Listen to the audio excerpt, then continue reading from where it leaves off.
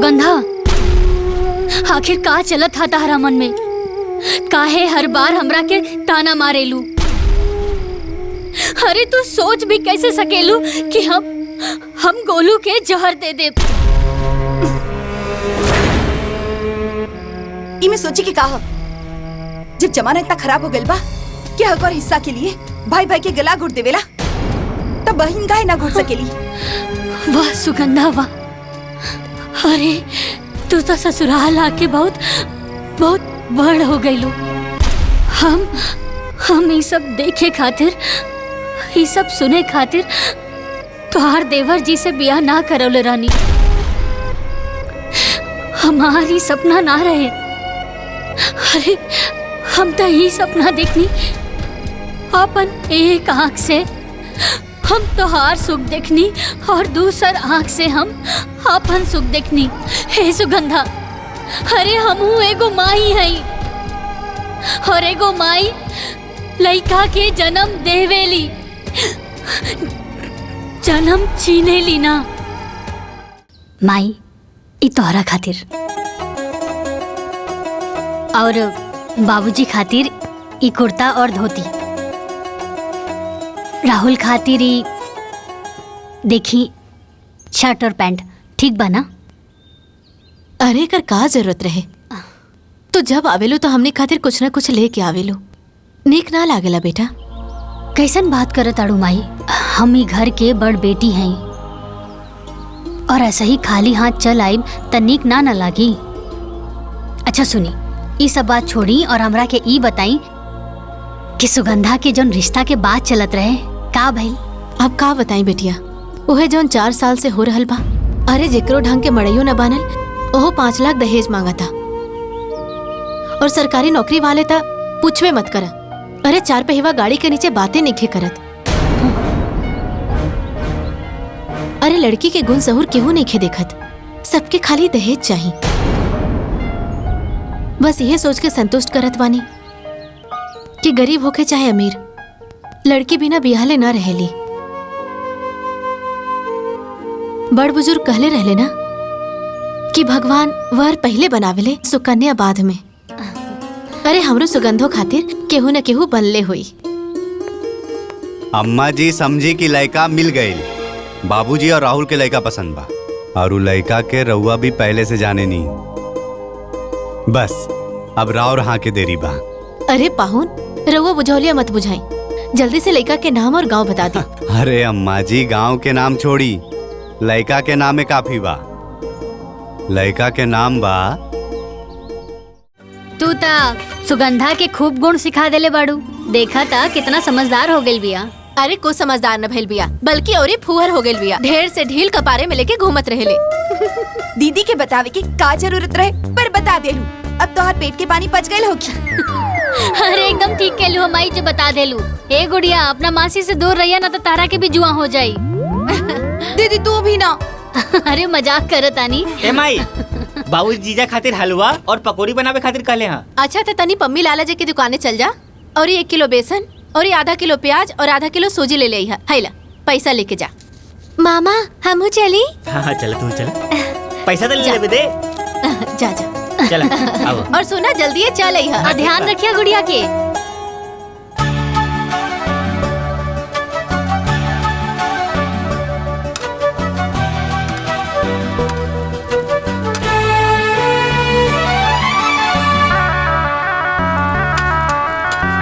अरे सुगंधवा, तनी चटनिया में मर्चा कम डाली है। अरे दामाद जी कम तीख खाए लेना।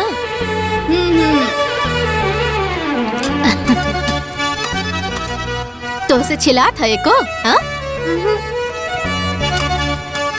पुष्पा सादे हलवा बनावत हो का? अरे हाँ डबुआ में काजू मखाना रखल बा, ओके डाल दे, तनी किसमिस उसमें डाल दे, तनी बढ़िया बन जाई। नीक बनावा। हाँ ठीक बा माई, तनी सूजी भुन जाएदा फिर डाले आराम से। बेटा ये मौसी के दे दा। जा आजा।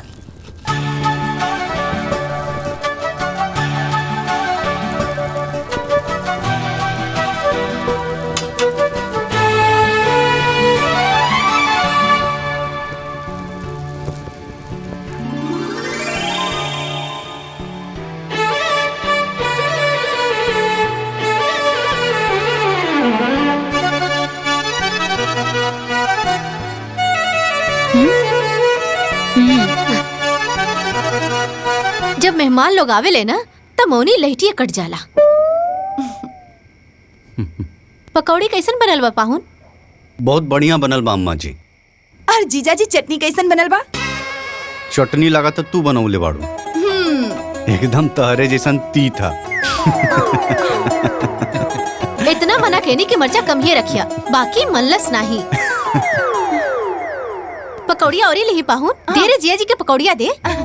इली बस और दी। ना ना ना चटनियों दा। चटनी तो तीख बनल बा ना, तो एक काम करी, इली पकौड़ी हलवा के साथ खाई। देवकी, हम सोचा था नहीं कि बिटिया और दामाद के ये बार अपने दोबारे पे लिट्टी चोखा बनवावल जाए। का सोचा तड़ू, कैसन रही? एकदम ठीक रही बाबूजी, लेकिन सब केहू ना मिल के बनावल जाए। तो ठीक बा, लेकिन चोखा हम बनाई। बनैया, लेकिन तीत तनी कम बनैया। ना बनाई।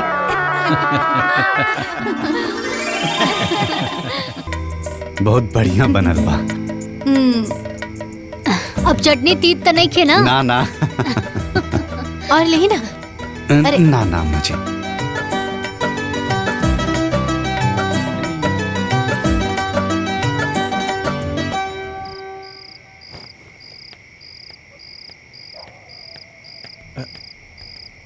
पहुना।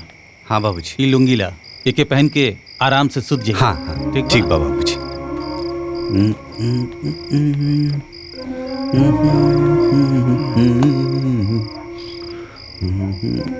जीजा पानी और चप्पल रख दिले बानी, और कुछ चाहिए तो बता दिया।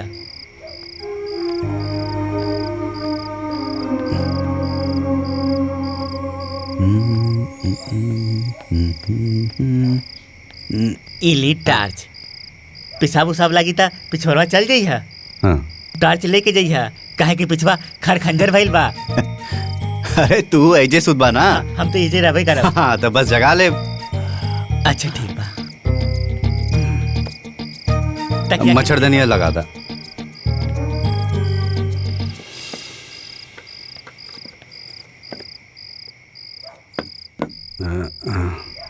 अब मच्छर ना घुसी। चला, शुभ रात्रि।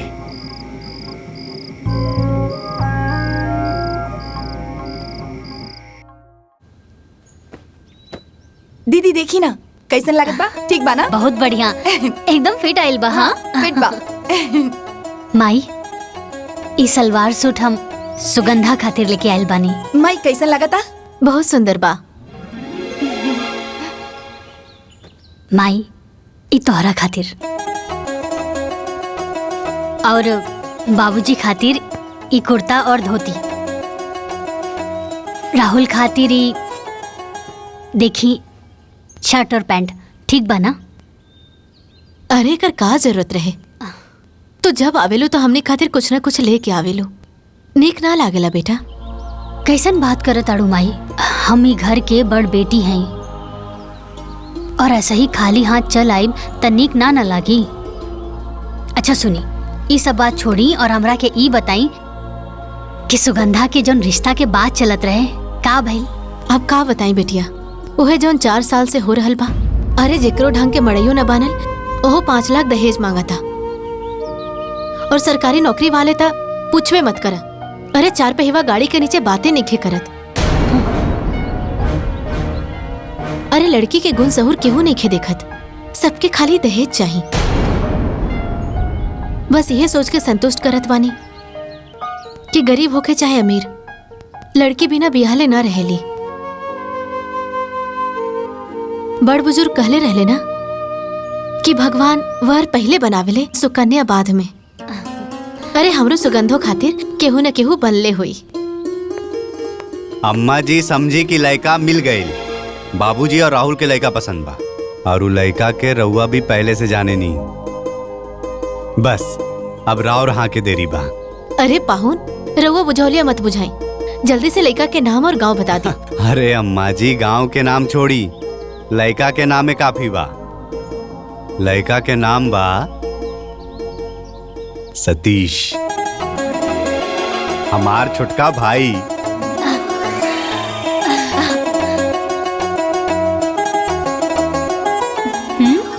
अरे अरे मतलब सुगंधा के भी सतीश पसंद बा। देखा कैसे शर्मा के भाग गिल बिया।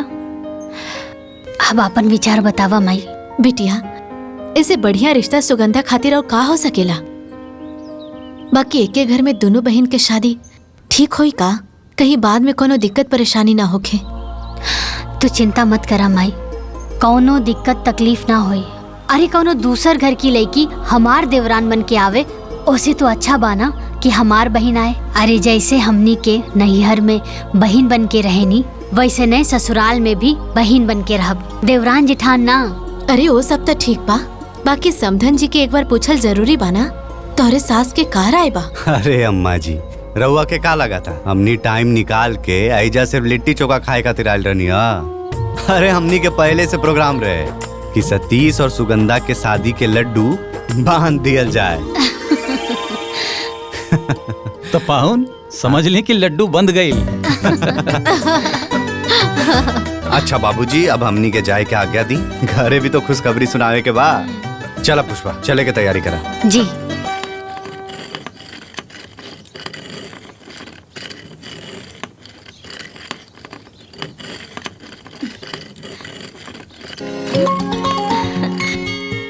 अरे माई प्रणाम।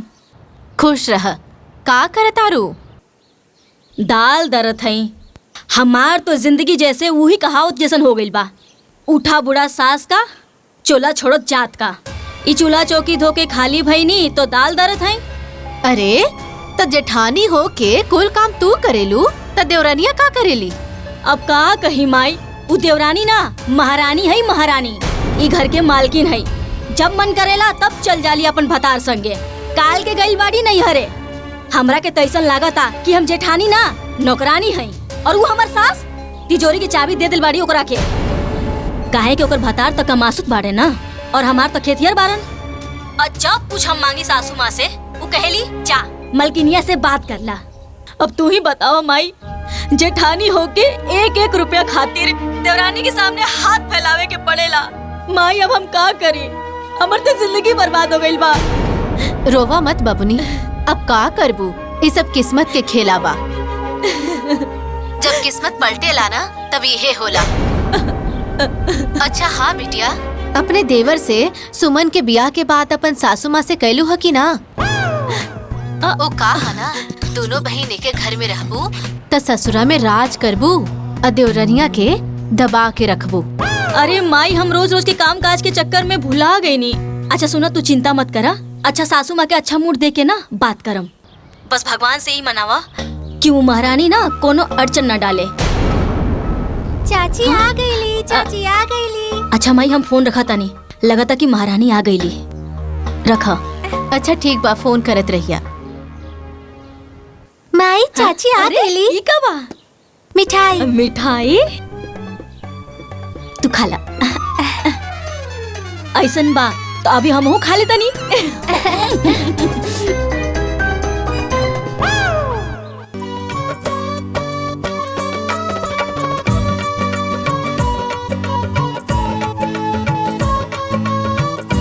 आ गई नानी के यहाँ से।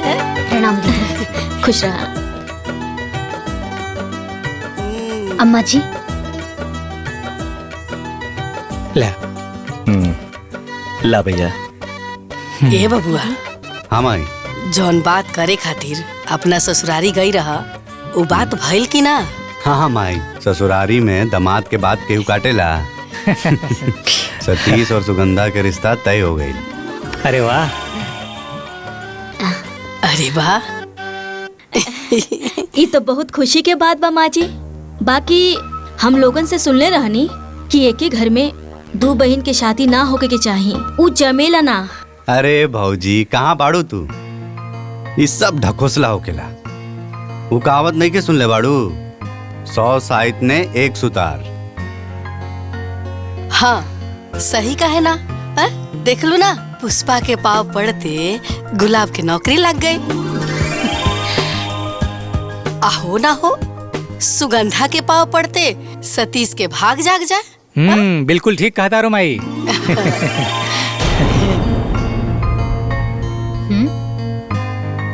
ए दुल्ही, छत पर ना अमहर रख ले बनी सुखावे खातिर, सूख गई हो, जा लेके आ जा।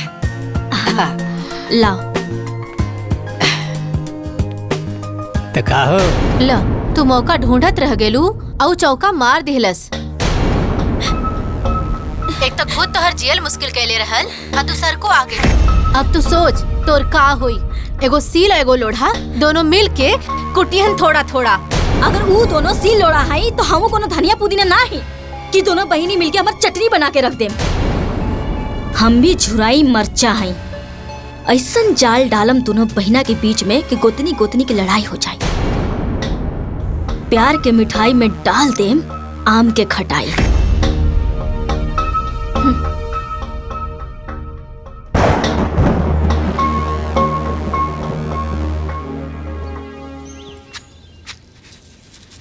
हाँ हाँ कराव तनी बात। मई इला का दीदी हवे? के फोन है। अच्छा? बात करी। हेलो हाँ बिटिया। अरे माई, पंडित जी आयल रहलन, सुगंधा और देवर जी के कुंडली मिल गइल बा। अच्छा माई समय बहुत कम बा, जल्दी से तैयारी शुरू कर दा। ए बिटिया, अगुआ तू ही बाड़ू और ये बड़ बहिन तू ही बाड़ू। अरे दोनों जगह तो ही के संभारे के बा। सुना बियाहे के पहले ही चलई है। अरे माई तू चिंता मत कराना, हम नैहर भी संभाल लेब और ससुराल भी। अरे पहले हम अपन देवर जी के हरदी लगाई, फिर नैहर आके अपन बहन के चुमावन भी कर लेब। अरे माई मटमंगरा ससुरे तो भतवानी नैहर आके खाई। ठीक बा बिटिया। अरे इतना पैसा कहाँ से दिहल जाई? तू का बात करो तरू? माई ये अंगूठी, घड़ी और सिगड़ी दही गुड़ के बखत ना देवर जी के मड़वा में पहना दिया। और ये थैला ली, ए में क्रीम पाउडर और जरूरत के सब सामान बा, एक ही मड़वा में रख दिया। ए बेटिया, इकुल हम का करब? इकुल बाबूजी के दे दा, कुल इनकरे करे के बना। अरे बिटिया, ये सब करे के का जरूरत रहल? वैसे भी शादी में बहुत कैले बाड़ू। बाबूजी घर की हालत हम जानत हैं, और राहुल भी छोट है, अभी होकर कहीं नौकरी चाकरी भी नहीं खिलागल। बाबूजी ना ये कुछ नगद पैसा बा, रख ली, मड़वा में काम आई। बेटी, बाप के कंधा के बोझ वैसे तो बेटा के उठावे के चाहिए। बेटी होके तू उठैले बाड़ू, भगवान तोहरे जैसन बेटी हर माँ बाप के दे। बाबूजी हेरोवा कैसन बात कर रहल बानी, और खुशी के मौका पर आँख में आंसू ना, चेहरा पर मुस्कान होके के चाहिए। और वो बेटा बेटी ही का जौन अपना माई बाबूजी के आँख के आंसू के खुशी में ना बदल दे। अब चली हंस के दिखाई।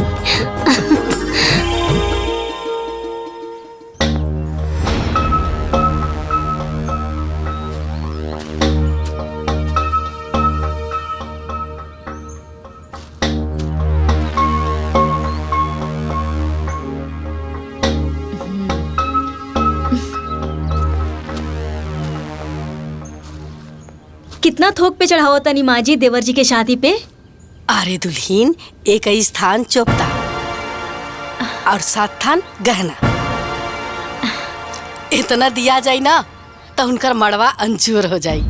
सही कहा तानी माँ जी, उनकर मड़वा तो उजियार हो जाए, बाकी हमरे घर के काम मिली। काहे से कि सोना के सिकड़ी, घड़ी, अंगूठी कुल मिला के ये सब देवरानी जी तो लेके गई बाड़ी, और वही सब देवर जी पहन के आ जाई है। ब्याह के तो कुल खर्चा देवरानी जी उठाओ तरी, ससुराल के कमाई नैहर में जाके लुटाओ तारी। अरे दुल्हीन, ऐसे ना बोले के, और लोग भी तो अपने ना। और कन्या के ब्याह करावल ना बड़ा पुण्य के काम होला। बस डीह बाबा करस सब कुशल मंगल से हो जाए।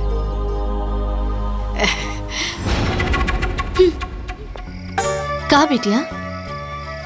माई अब ऐजा के तो कुल काम निपट गेल बा, ता आगे के बाकी के जोन बचल बा तू संभाल लिया। हम और दीदी जात बनी हो जा परछावन की तैयारी करे। ठीक बा बिटिया, तू जा, ऐजा के कुल काम निपटा गेल बा, बाकी तो जाके संभाल ला। ठीक बा माई, अपन ख्याल रखिया। हाँ, प्रणाम। खुश रहा।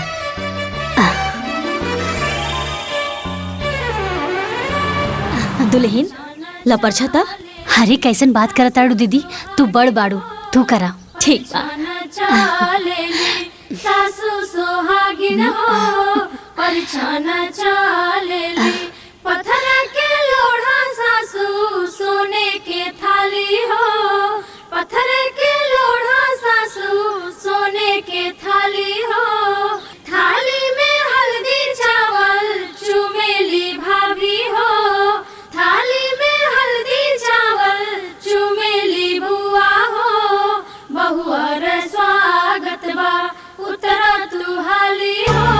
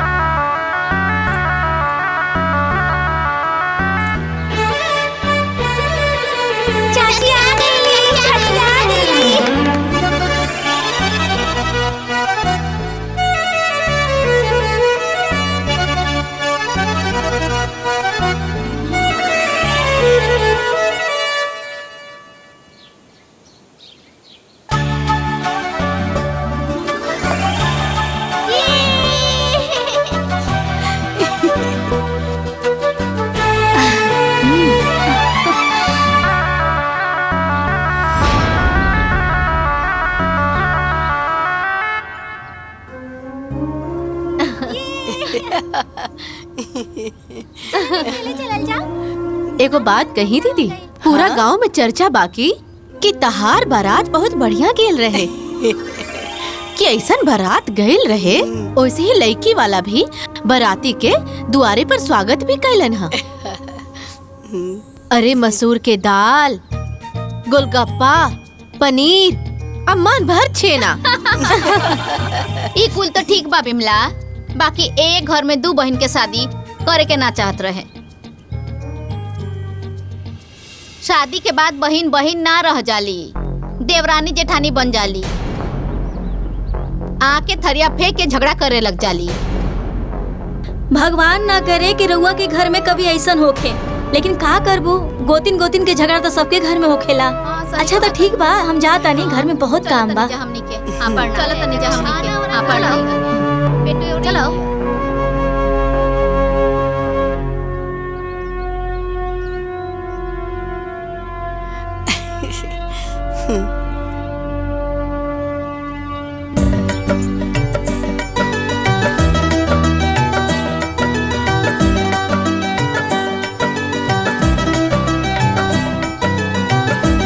इला चढ़ा दा।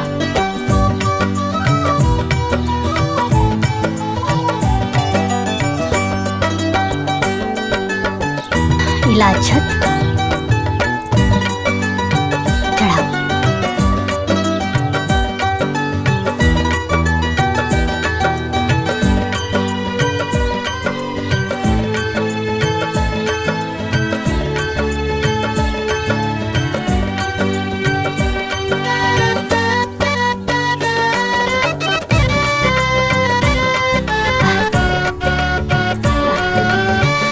चला तू लोग अब परिक्रमा कर ला।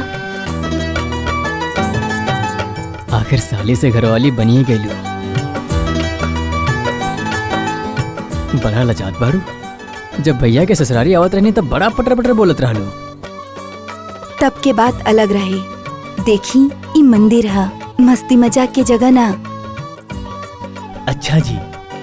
अरे देवर जी कुलहिजे बतिया लेब का। हाँ घर हूँ चले के बा, लेट होत बा। अरे जल्दी जल्दी चला।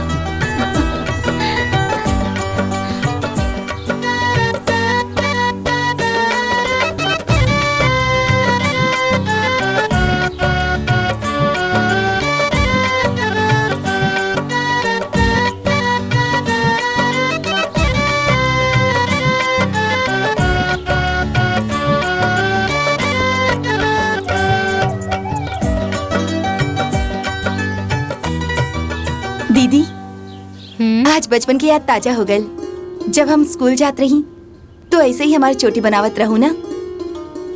बस फर्क इतना बा कि आज दूगो ना एगो बनावत बाड़ू। अरे पगली, तब में और अब में अलग बात। तब तू छोट रहलू, स्कूल जात रहलू, यही से हम तोहार 2 चोटी बनावत रहनी। लेकिन अब तो तहार बिया हो गइल बा। हाँ, ससुरौतिन हो गइल बाड़ू। अब 2 गो ना, 1 गो चोटी बनी। ठीक बा।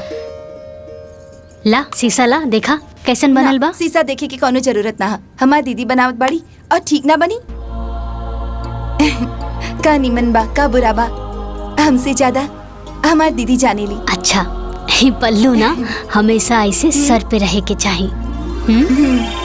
दुल्हन, तू दोनों बहन ना ऐसे ही बहन बहन बन के रहिया, कबो देवरानी जेठानी मत बनिया।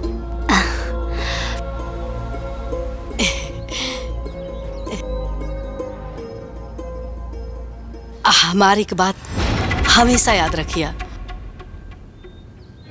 कि घर में शांति से बढ़ के ना कौनो दौलत ना होखेला। माई के अचरा से बढ़ के ना कौनो दुनिया होखेला। अब भाई से बढ़ के केहू साथी ना होके, अब बहन से बढ़ के केहू शुभचिंतक ना होला। ये दुल्हन, हाँ एक बात कही, बोली ना अम्मा जी। देखा दुल्हन, घर के बरकत ना मर्दन के हाथ में ना होकेला, हम औरतन के हाथ में। हम औरत चाहिए ना तही घर के स्वर्ग बना सकेले, और हम ही औरत चाहली ना तही घर के नरक भी बना सकेले। ये बात के हमेशा याद रखिए दुल्हन। अम्मा जी, जौन आशा और उम्मीद रहुआ हमनी से रखले बानी ना, हमनी दोनों बहन ओकरा के कब्बो नहीं के तोड़ब। हम रहुआ से वादा करतानी कि हमनी दोनों बहन ससुराल में बहन बन के रहब, कबो देवरान जेठान बन के ना रहब।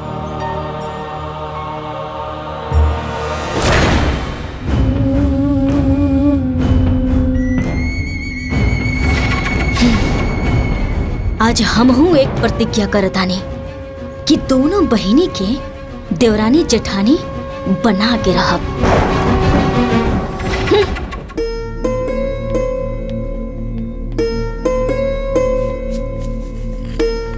माँ जी, हाँ गोलू बहुत शरारती हो गए बा।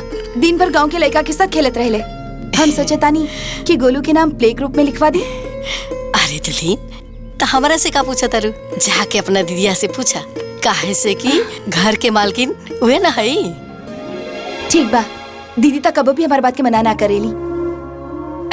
हाँ, हम अभी जाके पूछ लेता ना।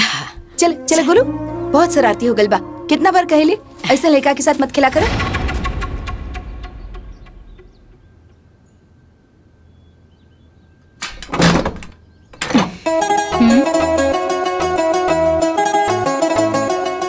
अरे सुगंधा, का बात बा? हमरा से कुछ कहे आयल बाड़ू? अरे वाह दीदी, तू तो हमारा चेहरा पढ़ ले लू। दीदी, हम बोले के चाहता नहीं कि गोलू के नाम प्ले ग्रुप में लिखवा देवे के चाहिए। ये 2.5 साल के हो गए बा, कम से कम ABCD तो बोले सीख जाई। अरे सुगंधा, अभी हमार गोलू ठीक से बढ़ की माई ना बोल पावेला, ABCD का बोली? 3-4 साल के हो जाएदा, सीधा KG में एडमिशन करवा दे, ठीक बा ना? अब बाकी दीदी, गोलू के उम्र के गांव के कई लड़का अभी से स्कूल में जावेला। सुगंधा, अब सब केहू के पागल बा त हमनियों के पागल हो जाई ना नू। अच्छा ये बतावा, हमनी के टाइम पर ये सब इले पिले ग्रुप रहे, ये सब कोनो ढकोसला रहे ना नू? प्लीज दीदी, ये गोलू के भविष्य के सवाल बा। सुगंधा, तू गोलू के सिर्फ माई हो, लेकिन हम अपना गोलू की बड़की माई बानी और मौसी भी बानी। अब गोलू की चिंता करल तू छोड़ दा, सब बड़की माई के ऊपर छोड़ दा।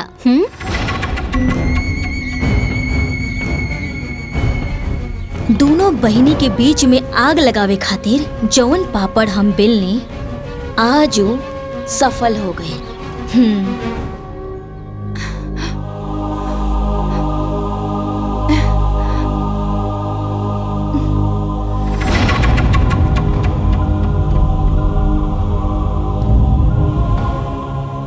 लाग गई लाग।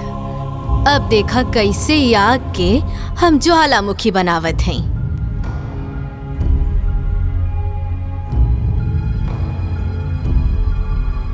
अच्छा ये बतावा, हमनी के टाइम पर ये सब इले पिले ग्रुप रहे, ये सब कोनो ढकोसला रहे नानू?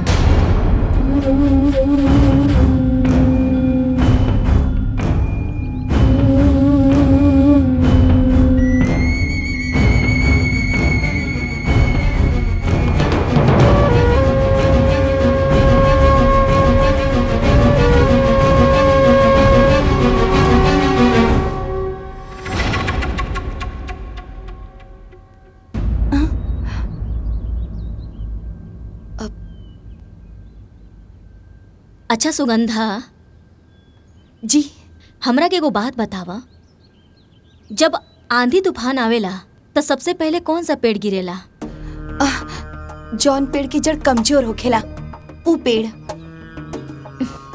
सही कहलू, यही खातिर हम तोहरा पास आइल बानी। देखा, यही उम्र बा तोहर लइकन के स्कूल जाए के। अगर ई उम्र में पढ़े ना गइल सन तो अंग्रेजी में फटर फटर कैसे करी? देख बहिन, नून भात खा के हम जी ले, बाकी बबुआ के पढ़ाई में कोनो दिक्कत ना होके के चाहिए। बाकी तू कर भी का सकेलू, काहे से तुहार पति और हमार पति तो खेतिहर बारन और ओकर पति का मासूद बारन, तो जवन तोर बहिन चाहे वही होई। तोर लइकन के भविष्य तोहार बहिनी के हाथ में बा।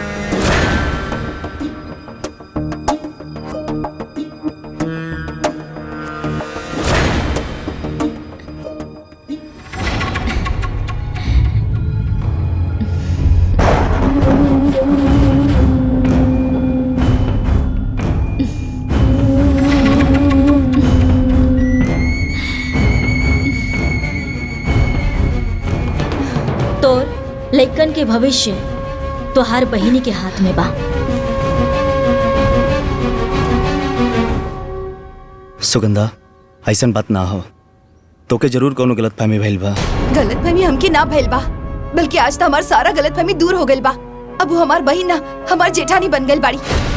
अगर बहन बन के सोचती ना तो कबो भी हमारे लड़का के प्ले ग्रुप में जाए से मना ना करती। सुगंधा, भाभी के हम अच्छी तरह जानीला, वो परिवार के हित के लिए भी सोचनी, कबो अपन पराया ना देखनी। अगर वो कबो अपन पराया ना सोचनी ना तो कबो हमके मना ना करती। हम सब समझतानी वो क्या अपन पैसा के घमंड हो गइल बा। अब रउआ भी खेती बाड़ी छोड़ी और कहीं भी जाके प्राइवेट नौकरी करी, चाहे तो 10,000 ही कमा के लेके आई। हम वो 10,000 में अपन लड़का के पढ़ा लिखा दे। रउआ खेती बाड़ी करत है तो का हमारा लड़का भी बड़ा होके खेती बाड़ी करी? का बात के पतंगड़ बनाओ तारू यार। देखी जी, अगर रउआ हमारी बात ना मन ली ना तो हम अपन लड़का के लेके नैयर चल जाए और नैयर से अपन लड़का के पढ़ाई लिखाई।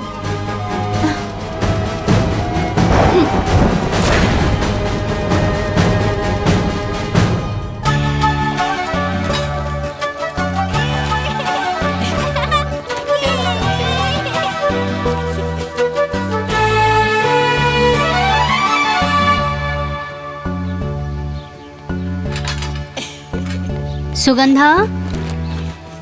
हाँ दीदी। देवर जी अभी खेत गेल बाड़न ना, जब खेत जोत के आ जाई है ना तो ई गेहूं हम ना बोरी में भर देले बानी। उनसे कहिया कि श्यामनाथ की चक्की से पिसवा के ले आई है आटा। ठीक बा दीदी, हम बोल दी। चप्पल टूट गई, गोलू की चप्पल टूट गई। माई, हमार चप्पल टूट गई बा। दिखाई।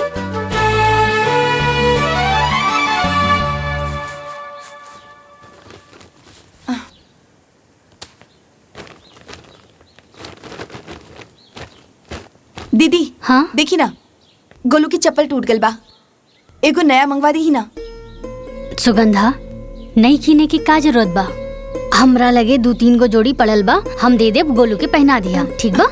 बाकी दीदी, लड़का होके लड़की की चप्पल पहरी।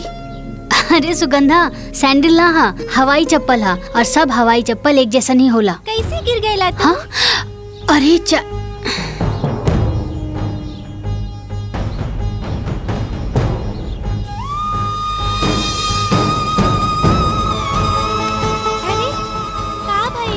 माँ जी कपड़ा तो उतरल हमार लइका पहनत बा, अब का जूता चप्पल भी उतरल पहरी। 100 रुपया की चप्पल खातिर मना करे तारी।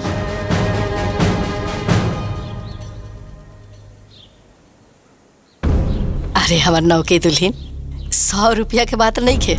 100 रुपया के कीमत ना, जब तू ये घर के मालकिन बनबू तब समझ में आई कि पाई पाई जोड़ के कैसे घर चलावल जाला।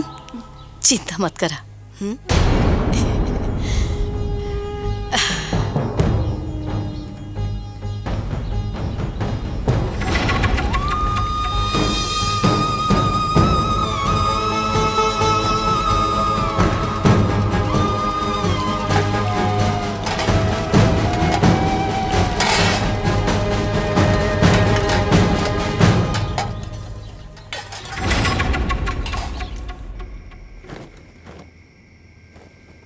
सुगंधा, हाय ला गोलू के पहने खातिर देवरानी जी भेजले बाड़ी।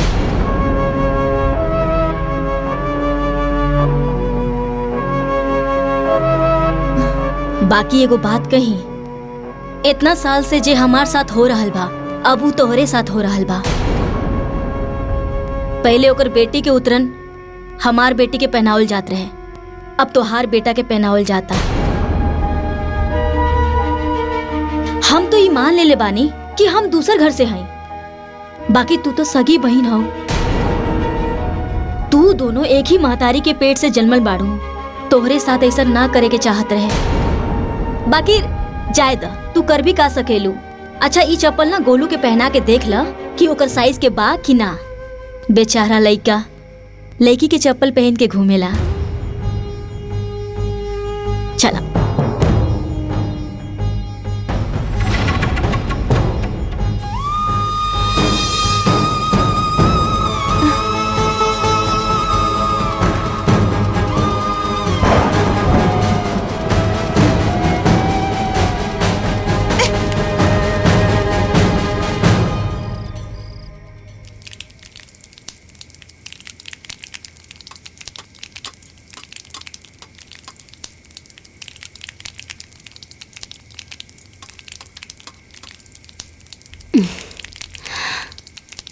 सुगंधा। हाँ हमार कपार बहुत बथता, एगो अदरक इलायची वाली चाय बना दे तू।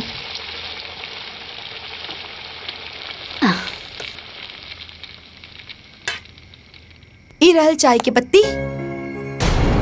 ई रहल दूध, और ई रहल पतीला, और ऊ रहल चीनी अदरक, और ई रहल लाइटर और गैस।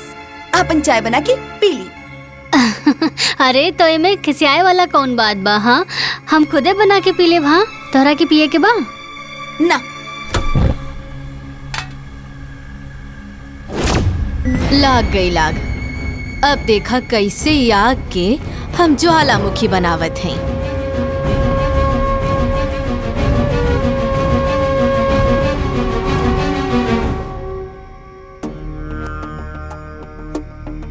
सुगंधा, तू चिंता काहे कर रहल बाड़ू? अरे तू जौन कैलू बहुत ठीक कैलू।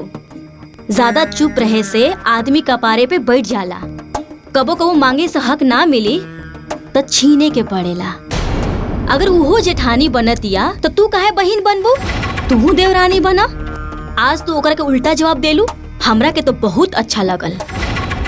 दीदी पर हमके बुरा ना लागल हा। हमरा के तो बहुत बुरा लगल हा। अरे छोट बहिन हो के ऐसे बड़ बहिन के उल्टा जवाब ना देवे के चाहिए। अरे तू कोनो हाथी घोड़ा थोड़ी मांगत रहलू, एक कप चाही तो मंगले रहो, बना के दे देवे चाहत रहे। बाकी हम जेठानी हो के आज तक तोहरा के देवरानी ना समझनी, और ऊ तोहार छोट बहिन, तोहार सगी बहिन हो के तोहरा साथे देवरानी जेठानी करतिया। जायदा ना दीदी। अरे हम सुगंधा के ना बचपन से जानी ले, और वो बात बात पे गुस्सा हो जाली, और जब ओकरा के एहसास होला ना त आके माफी भी मांगेली। बाकी दीदी हमरा के बिल्कुल भी बुरा ना लगल हा।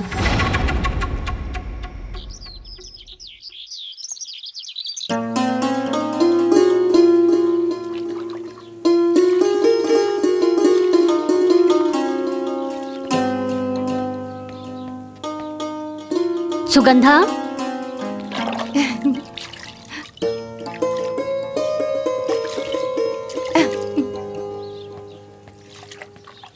ए सुगंधा, चिल्लाता है बाड़ू, हम बहरी नहीं खी, सुनाई देता हमके।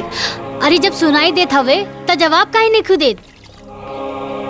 हम का बोली, तू ही बोला, बताओ बात का हो। अरे हम तोरा से कहले रहनी ना कि गुड़िया की स्कूल की ड्रेस प्रेस कर दा, काहे नहीं खु कैले?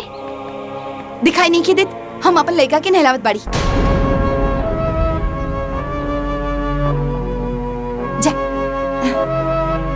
सुगंधा, आजकल हम देख रहल बानी, आजकल तू ढेर अपन पराया कर रहल बाड़ू। शुरू के कैला तू के हम दिन भर लिपस्टिक नेल पॉलिश लगाकर बैठी रहेलू, अपन लड़की के कपड़ा प्रेस ना कर सकेलू? सुगंधा,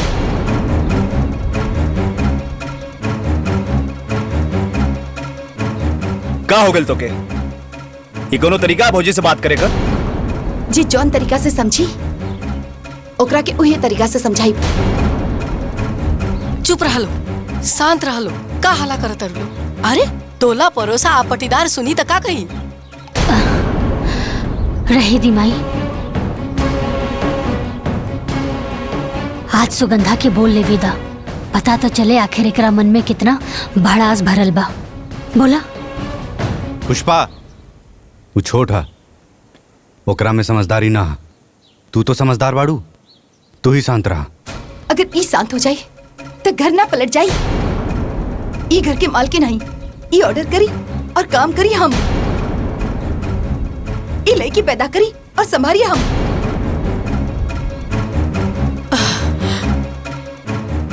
जब संभाल ना सकेलू तब पैदा काहे कैलू? सुगंधा,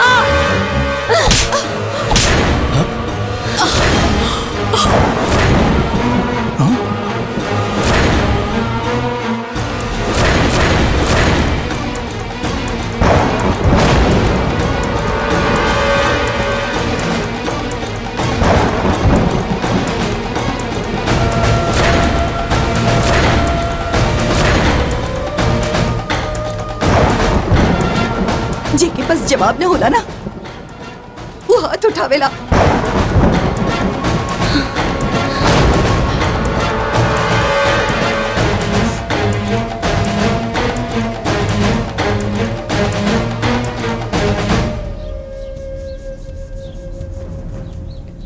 दुल्हन, तारे नौकी दुल्हन पर हाथ ना उठावे के चाहत रहे। अरे वो बच्चा नहीं की, ओकर बियाह हो गइल बा, ससुरैतिन हो गइल बड़ी, बच्चा नहीं की। अम्मा जी, हम तो बड़ बहन होके के नाते ओकरा के थप्पड़ मार देनी। जैसे सुगंधा नैहर में कोनो गलती करत रहे ना, हम ऐसे ही ओकरा के थप्पड़ मार देत रहनी। तार नैहर में थप्पड़ वाला रिश्ता नहीं के उनके साथ, और बहन के साथ साथ तार देवरानी बन गई बड़ी हूँ। तारा ये बात के भूले के ना चाहिए।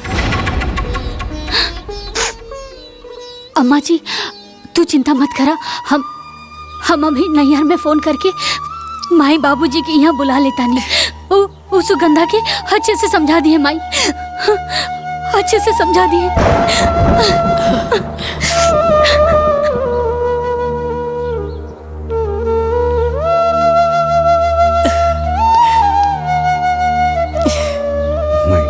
सब ठीक हुई।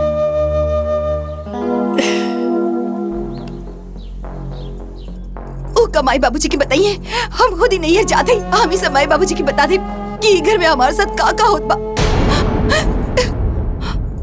देखा सुगंधा, ऐसे लड़ाई झगड़ा करके नैहर जाल ठीक ना हो।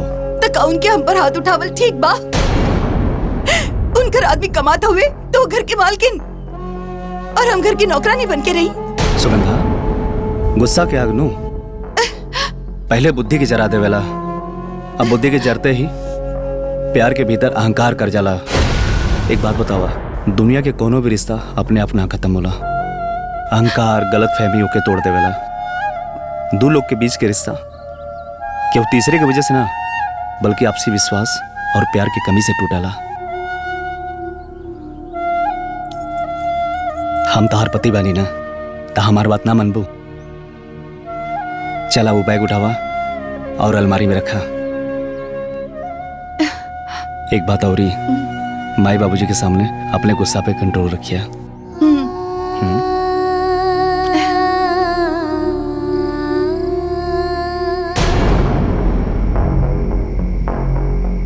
बाबूजी ली ना पानी पी ही ना। अरे बातचीत तो होते रही। का पानी पी हम? इन्हीं दुल्हन के कथा सुन के हमार सारा प्यास बुझ गई। यही सब खातिर हम तोहार दोनों के बिया एक घर में कैले रहनी। बोला सुगंधा, बोलत काहे नहीं खूब? हमसे का पूछा नहीं, एकरा से पूछी। ये घर के माल के नहीं, घर के काम खराबे खातिर ब्याह करके हमकी ई घर में लेके आल बाड़ी। आजकल एकर जबान कम और हाथ ज्यादा चले लागल है। देखा तानी बाबूजी कैसन पटर पटर जवाब दे दिया। एक भी बात हमार ना सुनेली। बहुत ज्यादा झगड़ालू हो गई बिया। हाँ हो, चुपचाप से नैयर में करत रही, वैसे ही ससुराल में करत रही तो हम बहुत निमन हो जाये। खुद तो कुर्सी पे बैठ जात हई। अरे काम चोर तो तू नैयर से ही हबे। बाकी हमके पता न चलल, ससुराल में आके सब पोल खुल गइल बा। सुगंधा चुप हो जा, छोट होके बड़ बात करत तारू। ना बाबूजी, ये हाथी के दांत होवे, दिखावे के कुछ और खावे के कुछ और होला।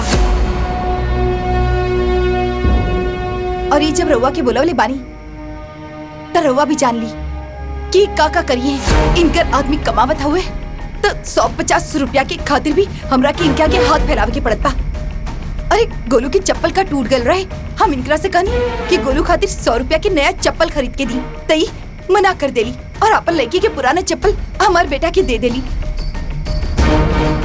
देखिए बाबूजी, अगर इनका आदमी के सरकारी नौकरी भी होवे तो हमारा आदमी खेती बाड़ी करेला, दाल चावल गेहूं सब खाए खातिर ना होवेला। अरे लाखों में बिकेला।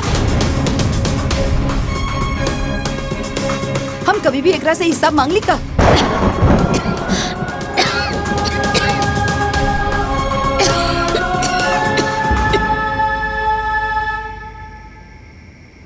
तारा के हिसाब चाहे ना सुगंधा, एक दिन तोरा के सब हिसाब दे देब हम।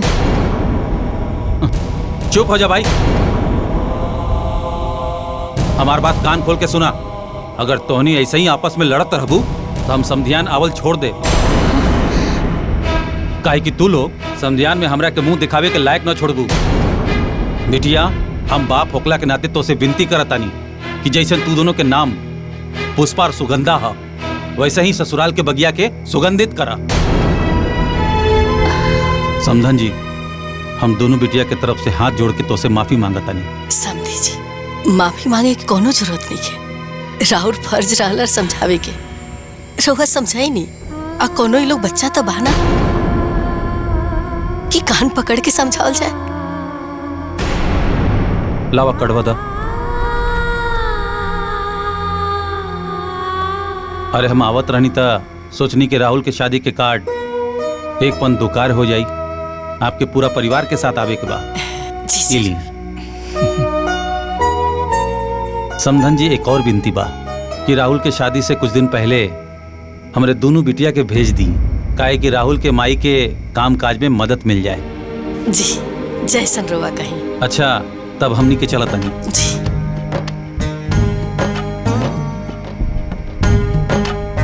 प्रणाम बाबूजी। प्रणाम माई। खुश रह बेटी। मैं खुश। अरे हाँ, रख ला। खुश रहा। इला। गोड़ लागत नहीं। हाँ, खुश रहा, खुश रहा। गोड़ लागत नहीं माई। इला बेटा, अरे रख ला। प्रणाम माई जी। खुश रहा। प्रणाम माई। प्रणाम। खुश रहा, खुश रहा। हाँ, प्रणाम खुश माँ रहा। जी। प्रणाम माँ जी। आज्ञा दी, चला।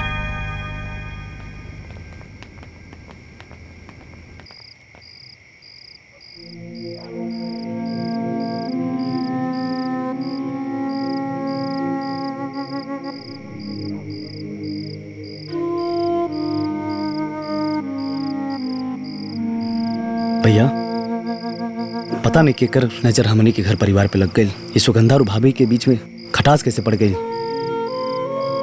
सब सुगंधा की गलती है। अपने से बढ़ के कबो उल्टा जवाब ना देवे के चाहिए। ए भाई, जहां 4 बर्तन रहेला ना तो आपस में बजबे करेला। वो दोनों सगी बहन हैं, आपस में लड़िए झगड़िए फिर एक हो जाइए। तू ये सब छोट बात खातिर चिंता मत कर।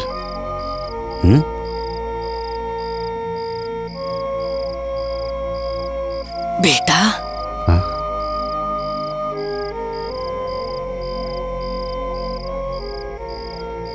देखा बेटा, तू लोग ऐसे ही आपस में समझदारी से रहिया। मेहरारून के झगड़ा लड़ाई की आज तो लोग के रिश्ता में ना आवे के चाहिए। हमारे 60 साल के उम्र हो गई। बहुत बड़ा ना अनुभव बा बेटा कि अक्सर भाईन भाईन में अलगावजी ना औरतन के लड़ाई झगड़ा के कारण नहीं होला। देख बेटा, तू लोग से हम विनती करता नहीं अरे मैं कि तू लोग आपस में कबो कटास बतावे दिया, न तब जीते जी मर जाए। ना माई, तारा पता बानू, बाबूजी हमेशा कहत रहे कि एक दूसरा के साथे रहल परिवार ना कहला, परिवार वो कहला जे एक दूसरा के दुख सुख में साथ रहेला। और माई, तोनी और बाबूजी के दिहल संस्कार हमनी के भूलल नहीं खींचा।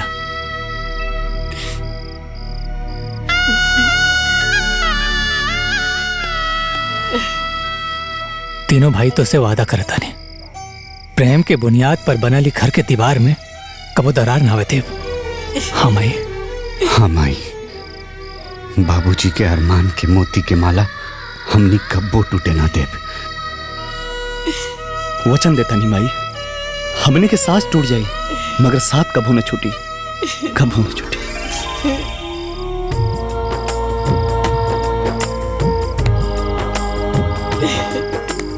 हमारे तो तू लोग पे पूरा भरोसा।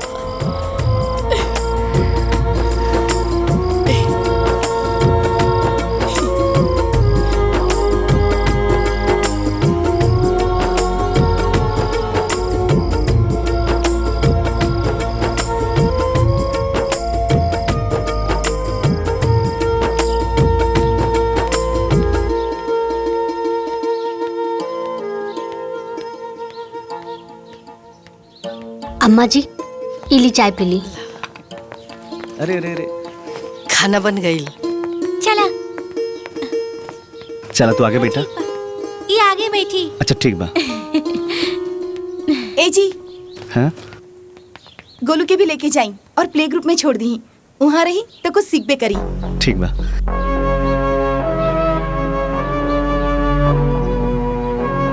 ए तिप पे बैठ जा। चलो बैठा लो।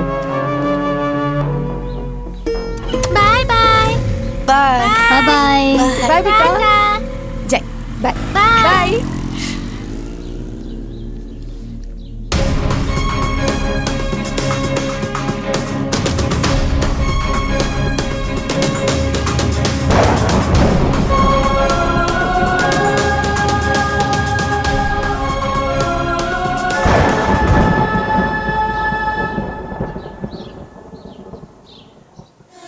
हो गई अब।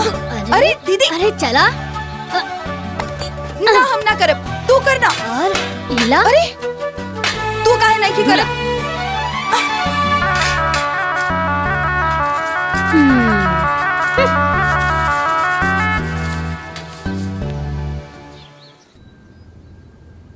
प्रणाम भाई। माई, रवा लोग भी चलती तो अच्छा रहे। हाँ। अरे दुल्हीन, तू दोनों जानी बहन जाता रू ना, जा बढ़िया से शादी ब्याह निपटा के आ जा। सुगंधा, तैयार हो गईलू? हम तहरे इंतजार करत रहनी। हाँ चला, एक साथ चल जाए, एक ही गाड़ी में। हाँ तू जा, हमरा के तोहरा साथे नहीं खिंचाए के बा।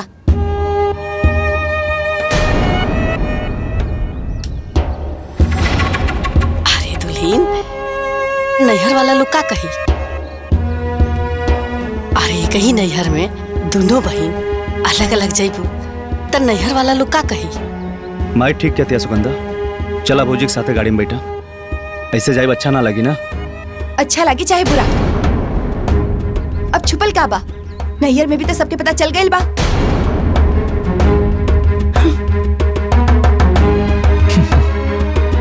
ठीक से जाइए।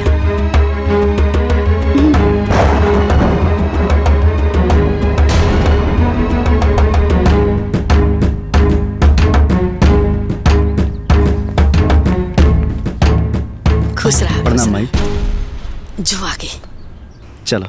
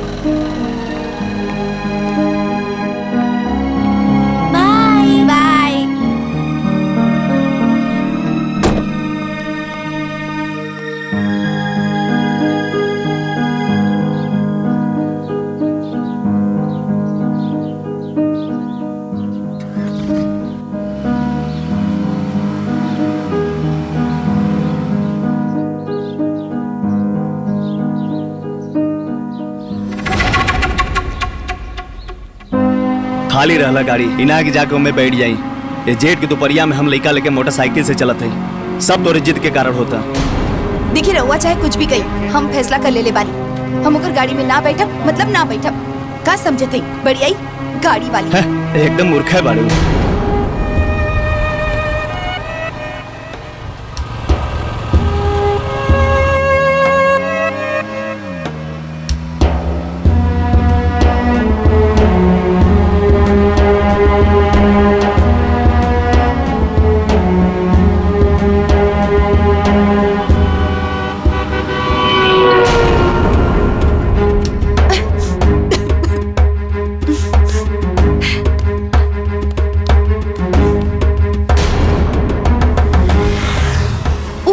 जानबूझ के उड़ा के गईलू ना हमरा पे धूल।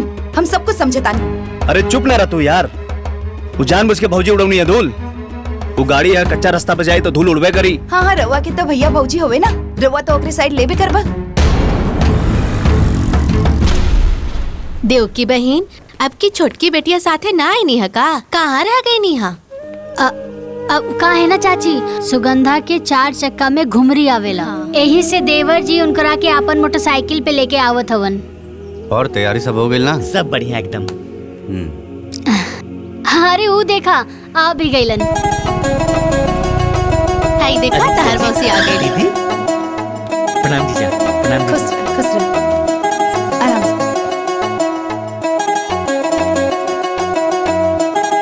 जा। खुश रहा। प्रणाम माँ। कैसन बाड़ा बेटा? ठीक बाड़ा ना? बहुत याद करत रही लखा। अरे खुश रही जाइए जाइए अंदर। खुश रहा खुश। प्रणाम बाबूजी। और बेटी सब ठीक बना? हाँ ठीक बना। हाँ ठीक। खाला सब तहरे खाती है। हाँ प्रणाम बाबूजी। सब ठीक बना? एकदम हाँ, आओ बेटा आओ। और काम काज कैसन चला था? सब बढ़िया एकदम। ऐसा कुंतला बहन लगा था कि दोनों बहन के ससुरा में ना जमता। यही लिए कहल जाला कि दोनों बहन के शादी एक के ससुरा में ना करे के चाहिए।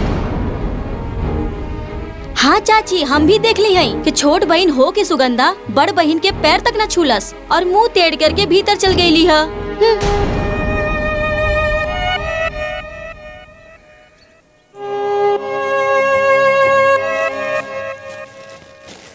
सुगंधा कितना बार कहनी है कि ससुरे के झगड़ा नैहर में मत लावल करा।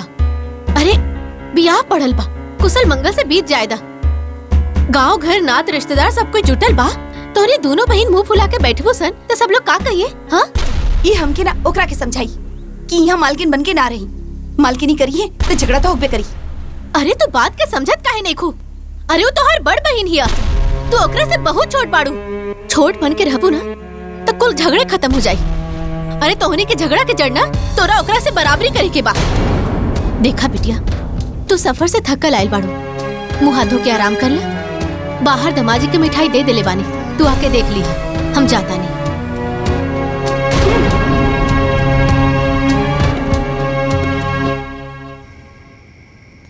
देखा बेटिया, ये कुल चौकटा के साड़ी है और ही 5 थान रतन के यहाँ रखले बानी। साड़ी बहुत बढ़िया बा माई। हाई देखा तहार भसुर के शर्ट पैंट आ ये तीनों समधी के पैंट शर्ट बा। कुल कपड़ा बहुत अच्छा बा माई। अरे सुगंधा, आवा बिटिया तू देखला। पहले मालकिन के दिखा दी, हम तो बाद में देख ले।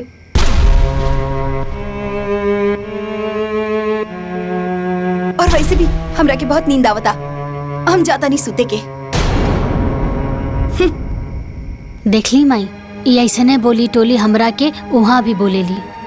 जायदा बिटिया, तू बड़ बड़ो, तू ही समझदारी से काम ला। ओकर बचपना भी गई लेखे। यह सोच के तो हम चुप रहेली। अच्छा माई, अब तू सूझ जा, सुबह हल्दी चुमावन बाना। हाँ ठीक बा।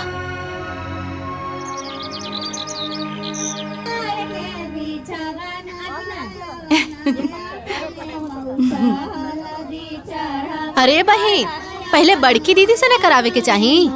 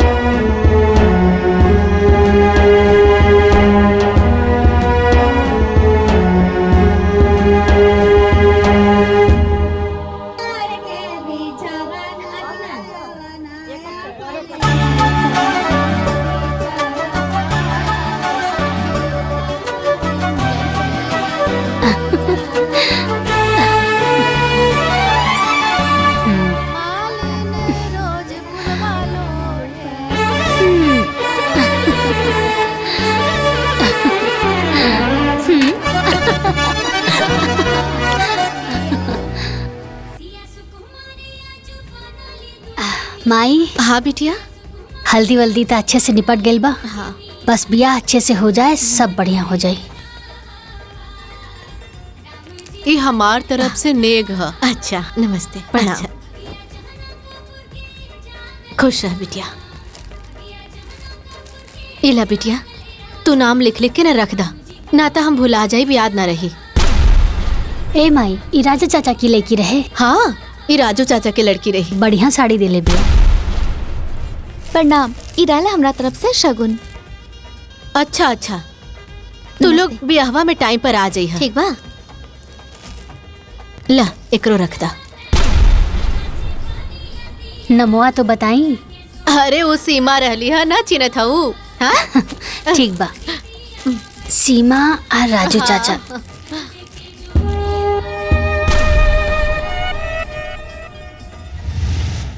माई। का बिटिया? माई, ई चेन हम लेके आयल बानी, देवर जी के दे दिया। मोर बंधाई, अभी नया नया शादी भइल बा ना, तो अच्छा लगे। इनकरा के 500 रुपया दे दिया, चल जाए। ली। अरे ना, 500 कहला दे। हम एगो पैंट शर्ट, एगो घड़ी लेके आयल बानी। ठीक बा माई। ठीक बा।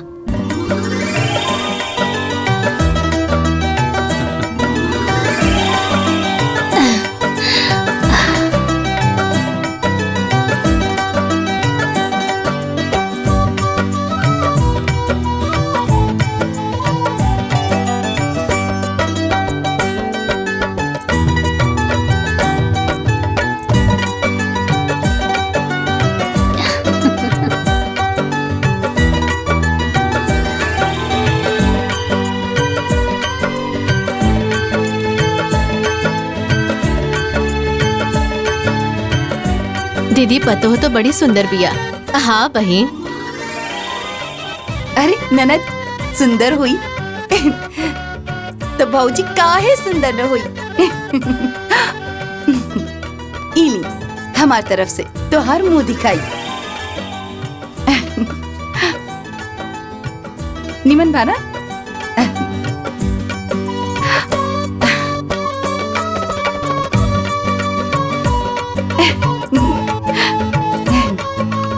भौजी,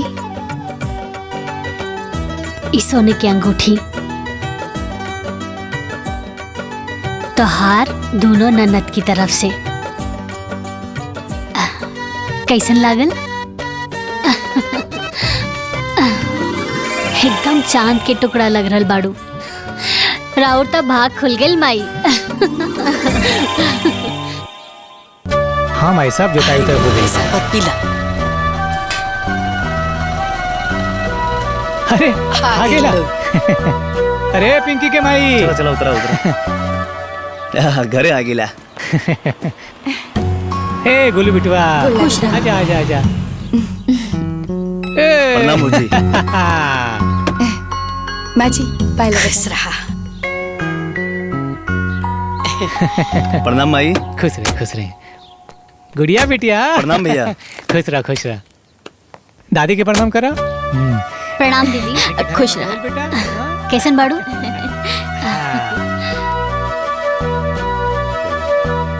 प्रणाम माई। खुश रहा। कुशल मंगल से सब शादी ब्याह हो गई ना? हाँ अम्मा जी, राउर आशीर्वाद से सब कुछ कुशल मंगल से बीत गइल बा। अम्मा जी रउआ खातिर और दीदी खातिर साड़ी भेजले बाड़ी। अब लइका के बियाह कैले बानी त समदिन के साड़ी तो पहनेबे करिए ना। दीदी ई तोहरा खातिर। माई मोर बनाई सिकड़ी मिलल बा। अच्छा बड़ा सुंदर बा। आ गुलाब तहरा के का मिलल हो? हमारा एक घड़ी कपड़ा और 500 रुपया मिलल बा और भाइयों खातिर कपड़ा और 500 रुपया। दा इला भैया। अरे 500 रुपया आंदरे बा। हमरा खातिर। अरे माई चल जौन मिलल तौन मिलल। आ वैसे भी लड़की वाला हमेशा लड़का वाला कुछ ना कुछ देत रहेला। अम्मा जी ई माई लड्डू भिजवले बाड़ी। लड्डुआ ना तनी पटीदारन में भेजवा दिया। ठीक बा। ए गुड़िया लेके चला। ला बेटा बड़की मम्मी के दे दा। जाओ बच्चन उच्चन के खियावा। थाके लोइया। अभी लोग आ गइल ना घर भर गइल। हे माई वो गेहूं जे तैयारी भइल बा ना, हाँ। सब दे देले बानी महाजन के। वो बोल रहे हैं जल्दी से पैसा दिया जाए। हाँ। तो हर काम ना हमेशा टाइम से रहेला। अरे माई सब तो तोहार और बाबूजी के सिखावल बा। हाँ।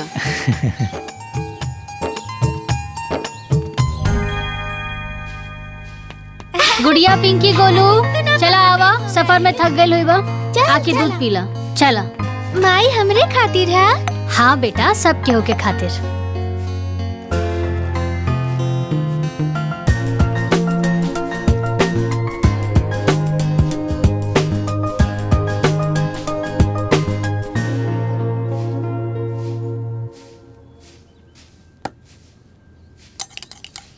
पूरा खत्म करिया। बड़की माई हमरो के दूध चाहिए। हाँ अरे गोलू तहरा के भी तो बड़की माई दूध दी।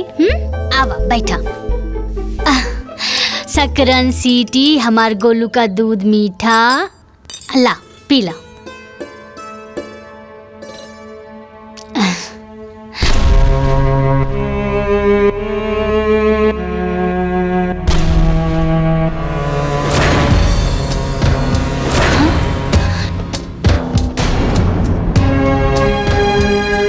इन्हें आवा। अरे हम तरह के इतना खियाली प्याली तभी तो लाट टपकता। अरे तोरा के कितनी बार मना कही हा केहू भी कुछ भी दी तो मत खाइया। अरे केहू तोरा के जहर मिला के पिला दी और तोरा के कुछ हो जाई तो हम का करब?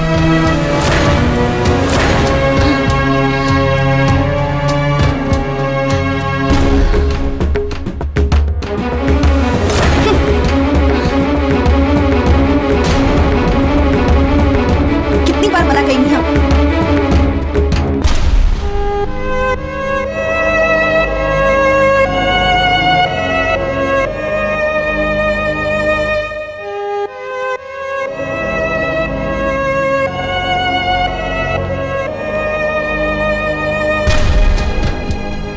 कुछ बुझलू केहू जहर पिला दी ऊ हमरा के ना तोहरा के कहले बिया।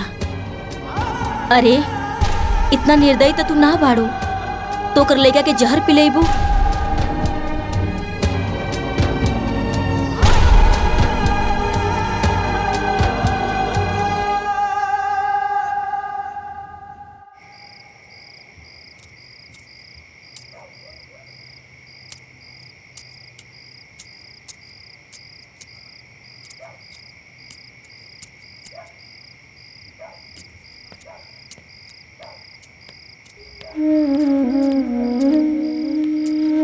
सुगंधा,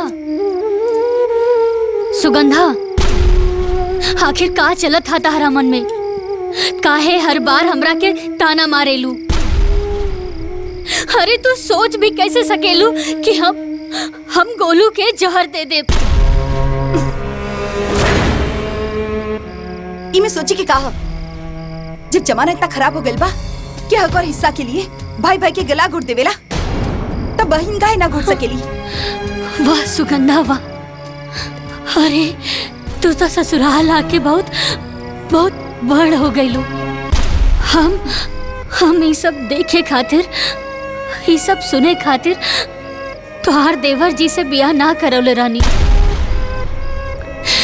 हमारी सपना ना रहे। अरे हम तो यही सपना देखनी अपन एक आँख से, हम तोहार सुख देखनी और दूसर आँख से हम अपन सुख देखनी। हे सुगंधा, अरे हमहू एगो माई हई, और एगो माई लइका के जन्म देवेली, जन्म छीनेली ना। सुगंधा, अब तो हमार बहन ना हो,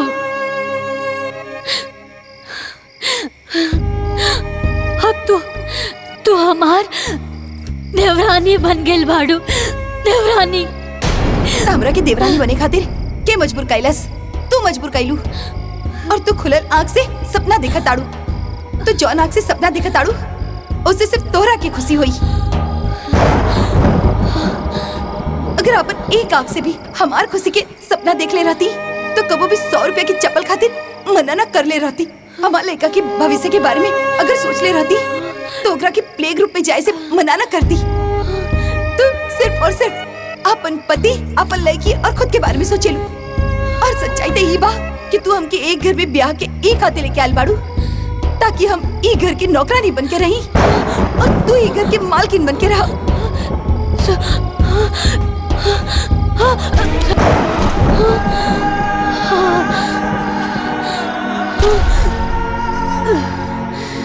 दीदी,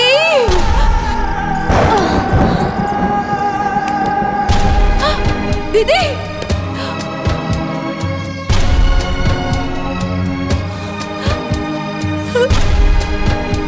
दीदी काबिल, दीदी, दीदी काबिल, उठी ना दीदी। माई, माई जल्दी आवा। दीदी उठी ना, का हो गई? माई, दीदी, होश में आई दीदी। अरे का हो गई? पुष्पा जी का भाई? ए पुष्पा, अरे पुष्पा, पुष्पा, चली ना दीदी के डॉक्टर के पास ले चली। पुष्पा, पुष्पा, पुष्पा, अरे उठा दीदी।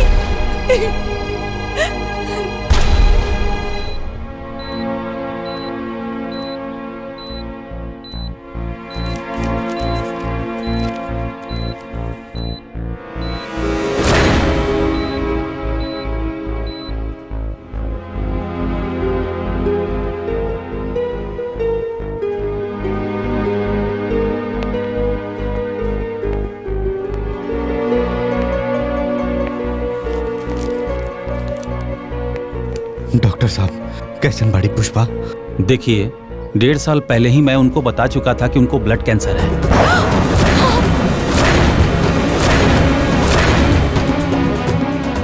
और उनका कंडीशन लास्ट स्टेज तक पहुंच चुका है।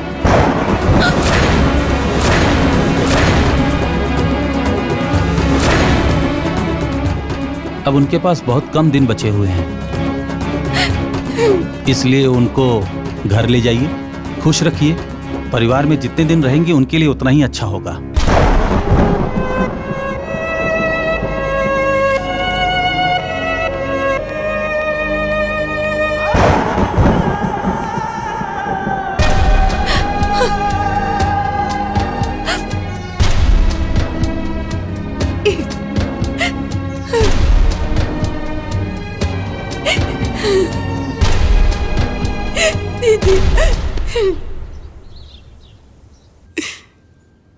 दुल्हन के कैंसर ये हमरा और गुलाब के पता रहे। दुल्हन ये बीमारी के टेंशन में बहुत रहे लगली। नैहर की चिंता, ससुराल की चिंता, तेरा ब्याह की चिंता, गुड़िया के परवरिश की चिंता कि उनका बाद उनका गुड़िया के ध्यान रखी, घर के ध्यान रखी।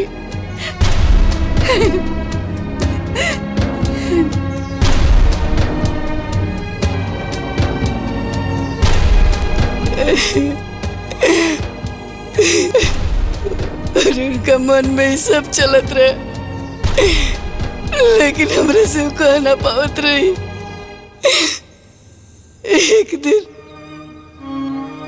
एक दिन हमरा से कहली कि बाजी हम चाहता नहीं कि हमारी बहन की शादी सतीश से कर दिया जाओ,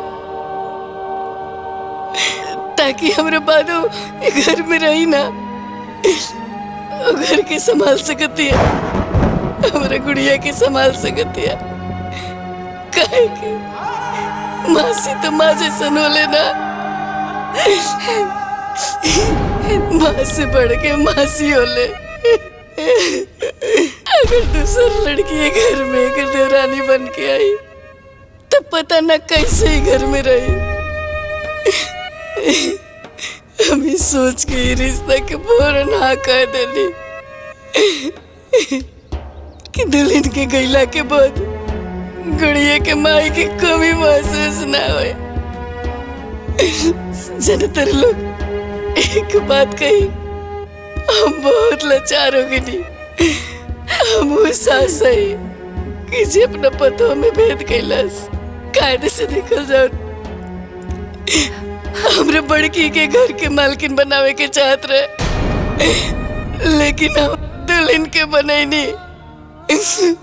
कैसे कि हम चाहत रहे कि हमार दुल्हन चाहे जितना दिन रहे, लेकिन अपन हर खुशी जियस।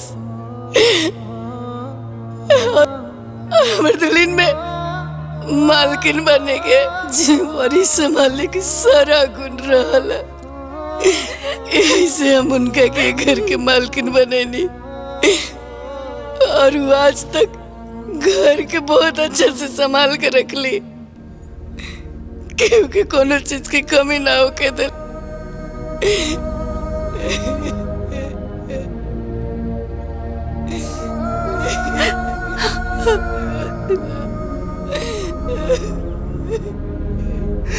ना माया, चुप हो जा।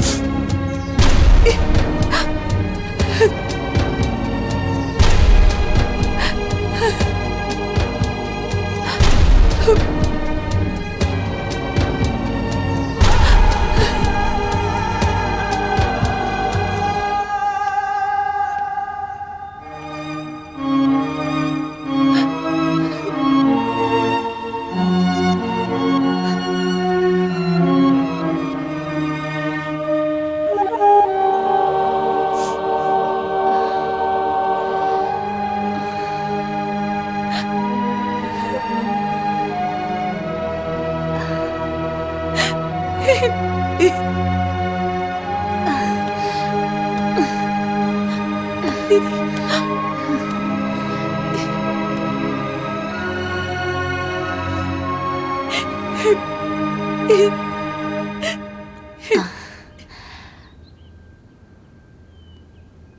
हंसी के पीछे इतना बड़ा दर्द छुपल बा दीदी, इतना बड़ा दर्द। तू तो हमसे हर बात बतावेलू, तो फिर ही राज हमसे काहे छुपावले दीदी, काहे? सुगंधा, तू तो अपना दीदी के बचपन से जाने लू ना। वो अपन सुख सबके साथ बांटेली, लेकिन अपन दुख ना। हमारी बीमारी कैंसर हम तोरा के बाबूजी से माई से हे खातिर ना बताऊनी कि कहीं तू लोग बहुत परेशान ना हो जाओ। दीदी तू कितना महान बाड़ू, तू कितना महान बाड़ू दीदी। हम तो छोट बहन होके भी हम तोरा के इतना उल्टा सीधा बोल देनी, तोरा साथे जबान लड़ौनी, हम तोरा के का कह देली दीदी। हमरा के माफ कर दे दीदी, हमरा के माफ कर दी दीदी। तू हमरा के छोड़ के कब मत जाइए दीदी, कब मत जाइए दीदी। तू हमके मारा, डांटा और उल्टा सीधा बोल दो, हम कुछ न बोलब दीदी, हम कुछ न बोलब। बतावा दीदी तोरा के का खाए की मन बा? कचौड़ी, पूरी, हलवा दीदी, तोहर जौन मन करी हम उस सब बना दे। बस दीदी तू एक बार बोला तोहर का मन बा। ए दीदी तू हमरा से नाराज नहीं खुना? बहन, जब दिल में कोनो नाराजगी ही ना बा तब माफी कैसन?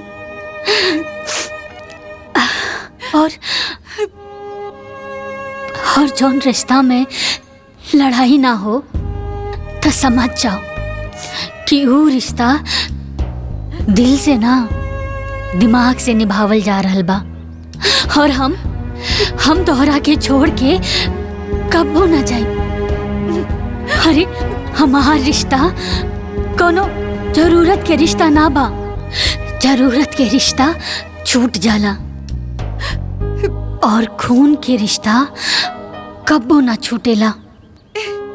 और हमनी दोनों बहन के रिश्ता त खून के बाना, खून के। हाँ अब सुना, अब तू ई रिश्ता छोड़ा और हमार मन के बात सुना। हाँ बोली दीदी। और हमार मन के बात यही बा कि तू हमरा खातिर आलू वाला कचौड़ी, गोभी के सब्जी और सूजी के हलवा बना के खियाबू। हाँ बना दा, बनाइबू ना?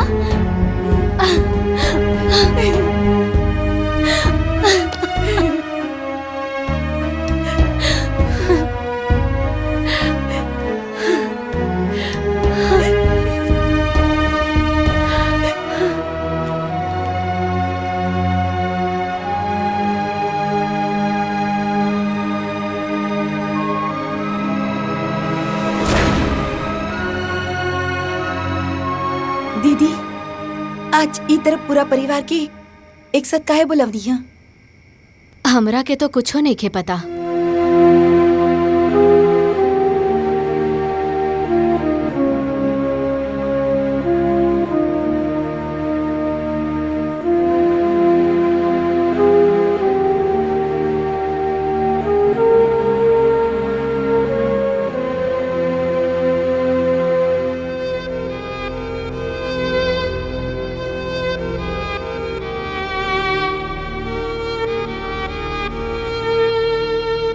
जेठानी जी, हम पिंकी, गुड़िया और गोलू के नाम 5-5 लाख की एफडी करौले बानी।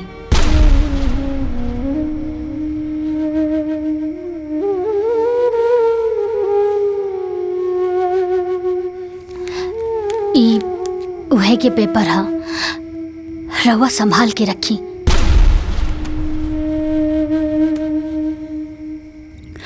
जब ई लोग बड़ा हो जाई ना तो ई पैसा ई लोग इनके पढ़ाई में बहुत काम आई।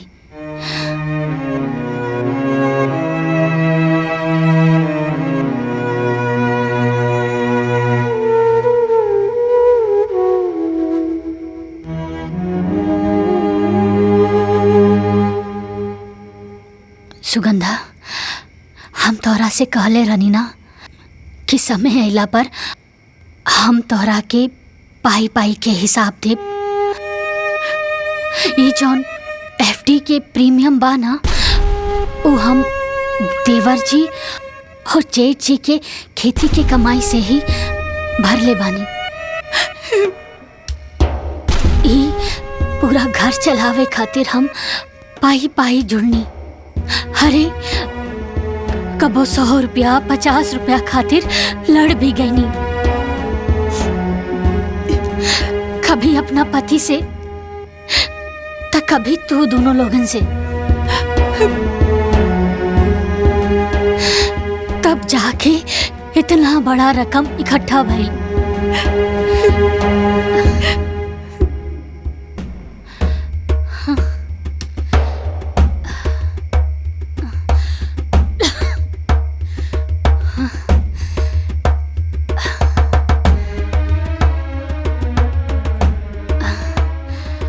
पर जेठानी जी, अब हमरा अंदर इ घर के मालकिन बने के हिम्मत नहीं के बचल।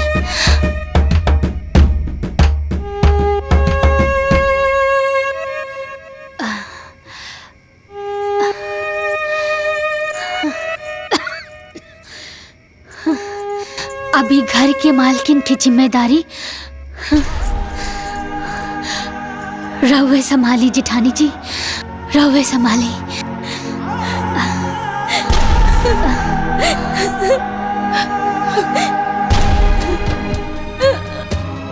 हमरा के माफ कर दे पुष्पा, माफ कर दे।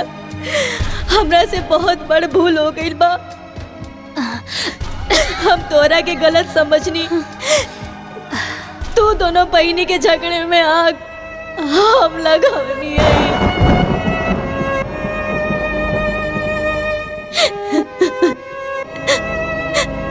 काहे से हम सोचत रही कि तू बस अपने बारे में सोचेलू। बाकी आज जवन तू इस सब के लिए कैले बाड़ू, अगर हमार सग बहन भी होगी ना तो कबो ऐसा ना करी, कबो ना करे।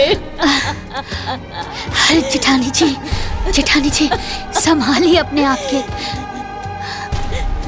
वैसे भी बेगुनाह के दिल ना बहुत छोट होला, लेकिन जब केहू से माफी मांग लेना ना तो ऊ बहुत बड़ हो जाला। और राउर आँखी के आंसू ये बता रहल बा कि राउर मन में अब कौनो मैल नहीं खे। रहुआ के माफी मांगला के कौनो जरूरत नहीं खे, कौनो जरूरत नहीं खे।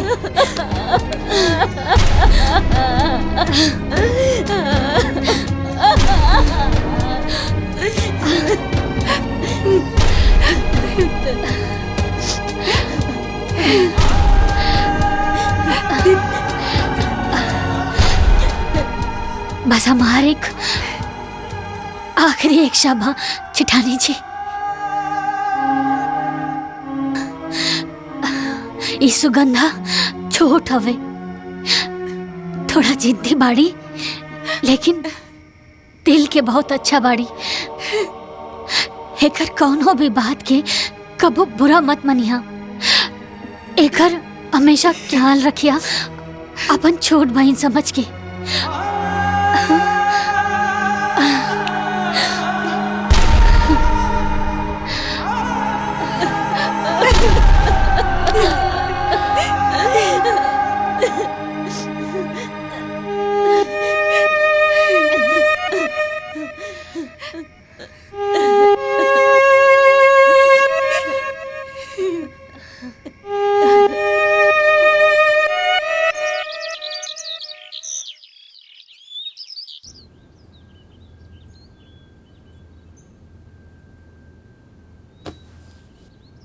दीदी उठी ना दीदी, देखी ना आज तोहरे पसंद के नाश्ता बनवले बानी। जल्दी से उठ जाई दीदी, और दवाई भी तो खाए के बा। दीदी उठी ना। वरना नाश्ता ठंडा हो जाई।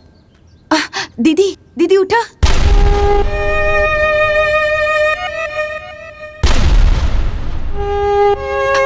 दीदी दीदी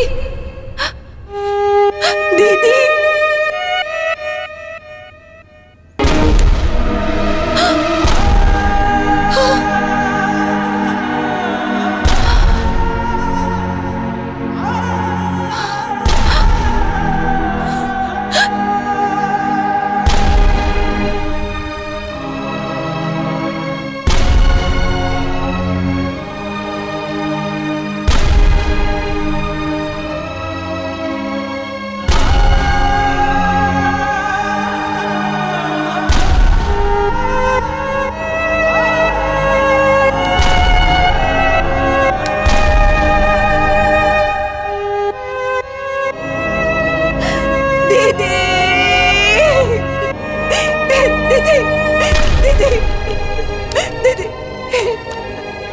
दीदी उठी ना दीदी दीदी